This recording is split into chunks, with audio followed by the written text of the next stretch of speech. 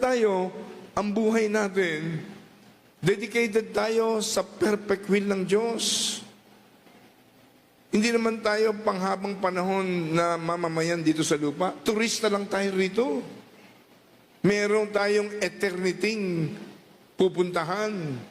Eternity sa langit, sa pilang ng Diyos, yung third heaven in future eternity, the eternal home of the living God who created the heavens and the earth.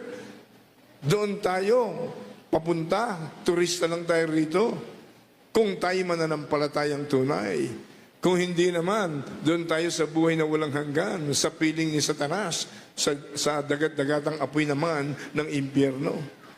Kaya mahalaga sa buhay natin dito sa lupa, nagbibigay tayo ng dangal, karangalan, kaluwalhatian sa pangalan ng Diyos at galak, hindi sama ng loob, hindi sugat sa puso, kung hindi galak sa puso ng Panginoon.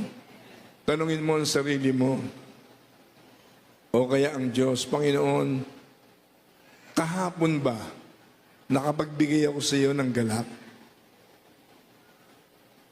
O sama ng loob mo? Nung nakaraang linggo, nung nakaraang buwan, nakapagbigay ba ako sa iyo ng galak?